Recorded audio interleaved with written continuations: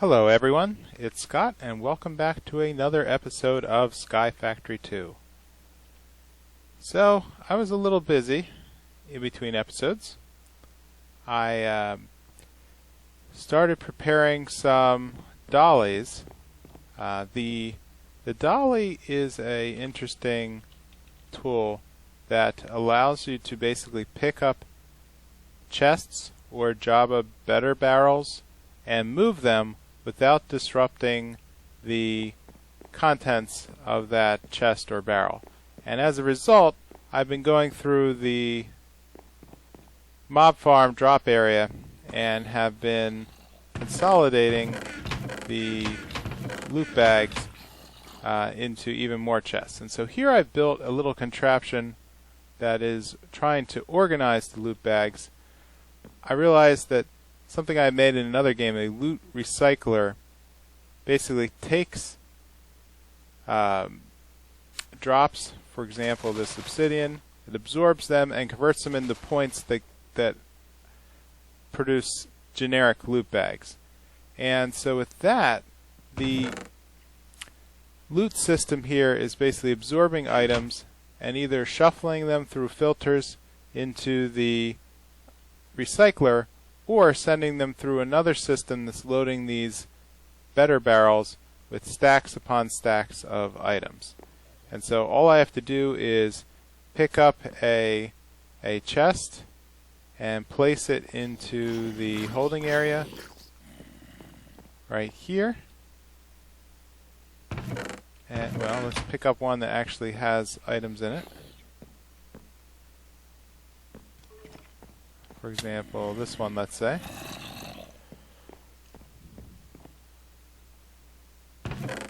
And we can basically watch as the filtering system is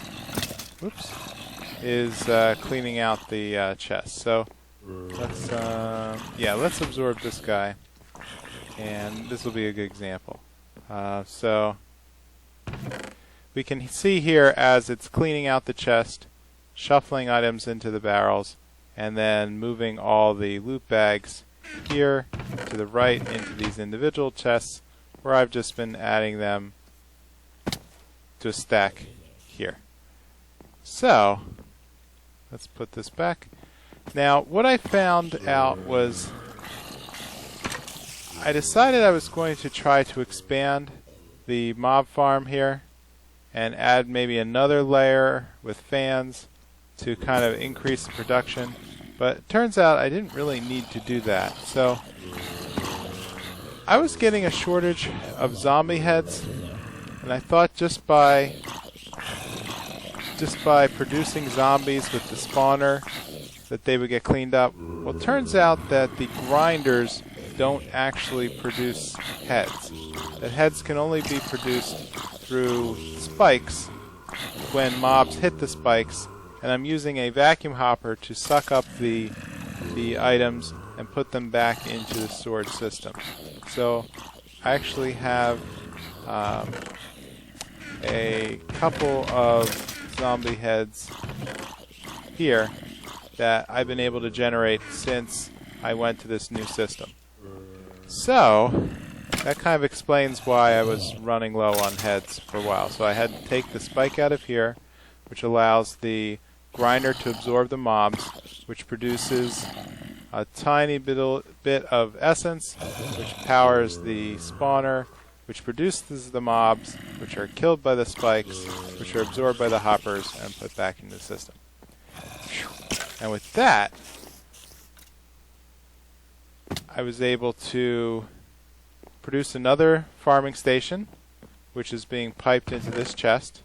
So I've been letting it run a while, and so we've been collecting quite a lot of earth essence, glowstone essence, obsidian I'm able to produce, and nature essence. So where I'm at next is I believe I can produce iron seeds. So these just need Imperio with iron and a base seed. So let's take a look in our chest. Okay, I didn't actually grab iron. That would have been good to do before I started this. So let's grab some iron.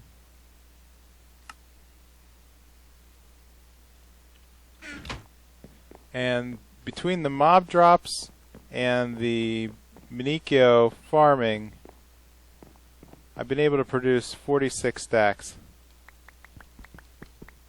of drops.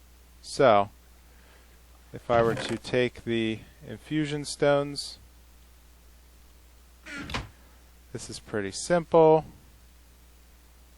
The stacks of Manicchio turn into Accio, then Accio turns into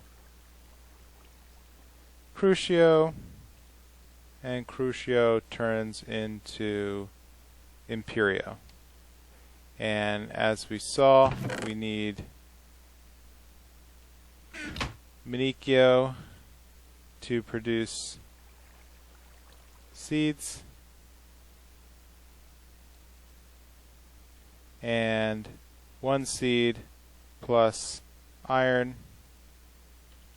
should produce the, and then if we use Imperio, that should produce our iron seeds.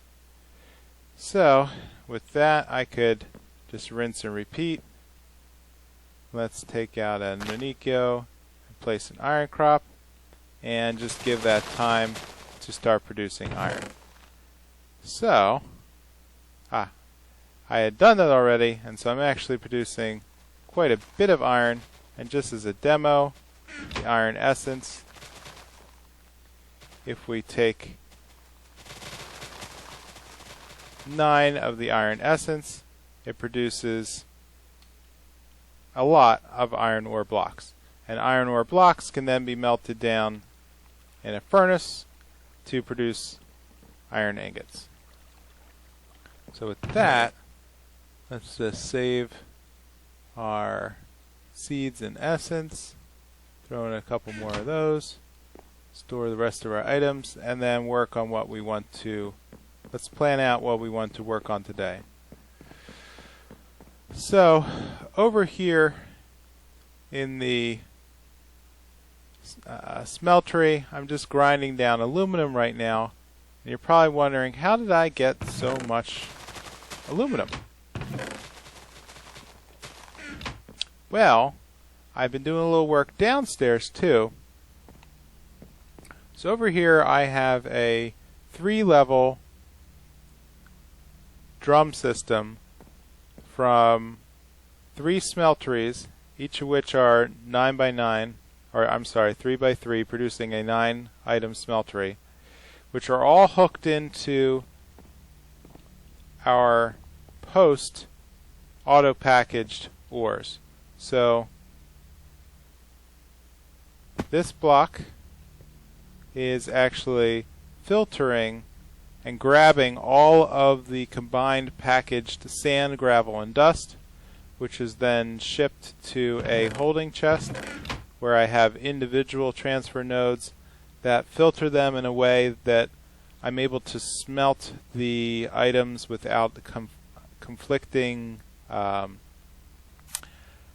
alloys. So in this example, lead, nickel, and aluminum don't produce anything, so it's safe for them to load in parallel into the smeltery, where it goes into a drain system, into fluid conduits that are then filling barrels with molten lava.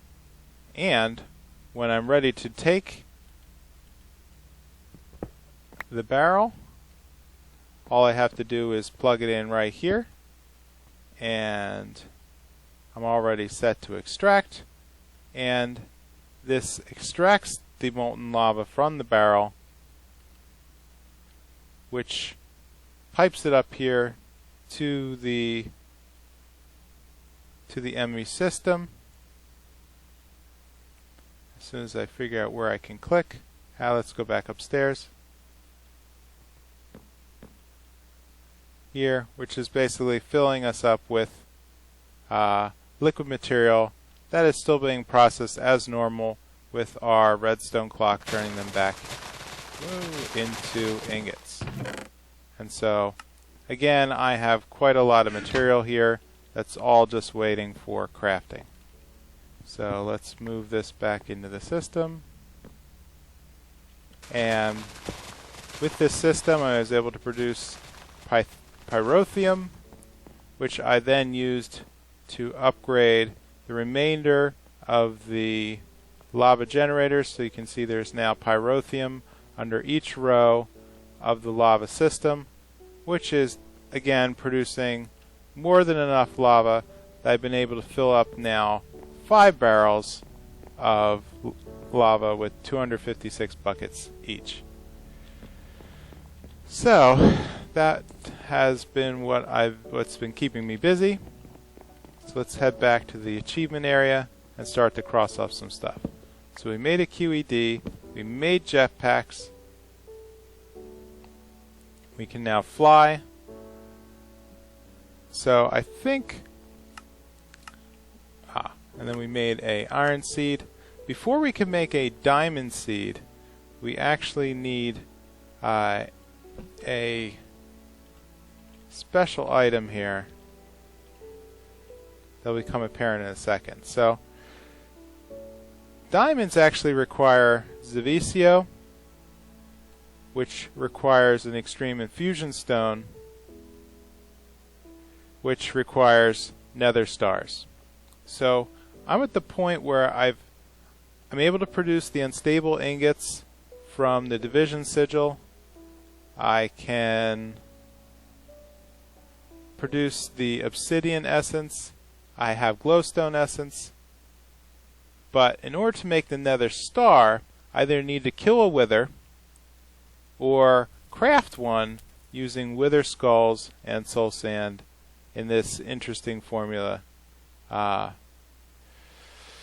And I need wither skeleton skulls, which means I need to go to the nether. So that's going to accelerate our timetable a little, and to do that I have prepped a little area back here that's going to be the holding place for our nether gate. So let me drop off these infusion orbs, and I think we are about ready to take our first trip to the nether. And just clean out my inventory. So I'm going to bring along a couple items just for safety's sake. So I want to bring extra obsidian. I want to bring lots of cobble so I can build up a base when I get through the other side. And another item that I made was this bag of holding. So the bag of holding is actually sort of like a portable chest. So right-clicking while I'm holding it opens up another inventory area where I've been storing a couple extra diamond dollies and some pretty cool items I've been crafting. So Imperial Sword was something I saw recently on a YouTube video that is actually really cool. It's a 4,000 durability plus 12 attack item that's made from magical crafting, basically taking a diamond sword and upgrading it with essence. And so I'm not going to be able to get Zavisio yet, so I can live with an Imperial Sword, which should be more than enough to be able to deal with more than enough that I encounter out here in the wild. So let me top up my jetpack and I should be good to go. And as a note, I went through in between episodes and did a lot of combining to produce a tier 2 jetpack, which is really just another form of mixing Invar with our tier 1 jetpack and upgrading a lot of, just combining. So with that, I think we are ready to go.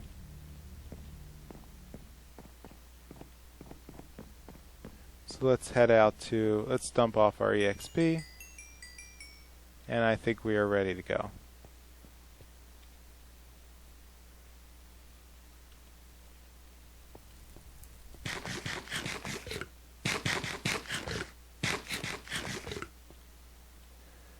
So as always, a nether gate takes a minimum of 10 obsidian.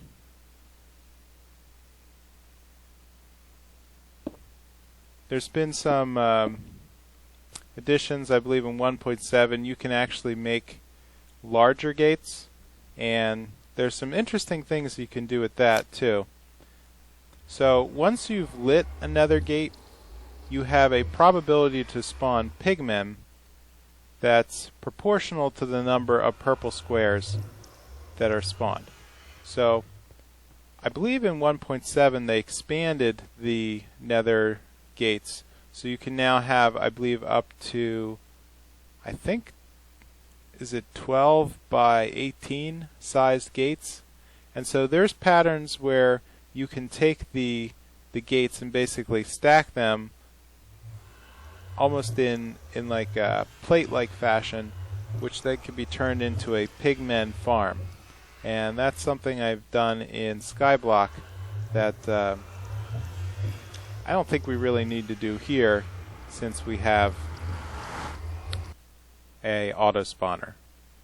So let's head over to the Nether. And so for the first time, let's see what we have. Not much of anything. So, in the interest of expanding, let's build out a little platform. And what I'm really interested in is finding those spawners. So, in order to do that, I think we would need to find a stronghold, which is probably something that's going to be difficult to do here in the Nether. So what I'm going to do is rely on a feature, a built-in mapping feature that I can access by pressing the M key on my keyboard. So this mod, basically, once I start exploring, will start tracking things in the area. Now, of course, everything is a biome of hell because, well, we're in the Nether. But I really need to pay attention to my fuel level here to make sure that we don't run out in the process of flying about. Well, this is interesting. What is this stuff? Thorn vines. No idea. Ah, look, we've discovered a stronghold already. Oh my gosh. So, let's settle down on this cloud and take a look at what is down here. Oh my. So we have what looks like blazes, skeletons, pigmen, some kind of fire creature, and if I can get 3 wither skeletons and get them to drop their heads, I think we'll be good to go. Alright, so I've got my magnet on, got plenty of fuel. Let's see if I can get myself... Ah! I'm gonna die already. Why am I on... Okay, you know what? I am probably not prepared at all, because I think I just got withered and smacked down pretty hard. So I think I'm going to head back to the overworld and actually put on some armor. So I'm going to take a cut and I'll be right back. Alright, I'm back and I have some pretty OP armor. So, what I ended up doing was making Imperio armor, which can be made from Imperio ingots, which is just Imperio essence mixed with iron and gold, which I have a lot of. So, I just ground down a lot of my magical essence and produced enough to fill in my other 3 armor slots other than my chest plate, which is currently in use. So let's pop back to the map. I believe what I did was I had just gone in this direction. So let's try this again. Okay, here's the mobs, which is just ridiculous. And I'm going to try to plan an attack vector here. So again, I am looking for withers. So let's try over here. See if I can come in at a good angle and blow up some withers. Up, just got it.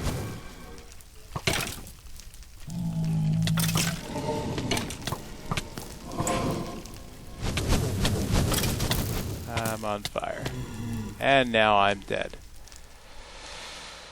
So, this is going to take a little while to recover from. Seeing as how I think, yes, that's going to be a pain because my jetpack and my means of flying are now lost in the Nether. So with that, I'm going to have to do a little bit of building, and I think that means I need to call it an episode. So please leave a like or a comment. Let me know what a stupid decision I made to go to the Nether right now. And I will see you soon. Bye.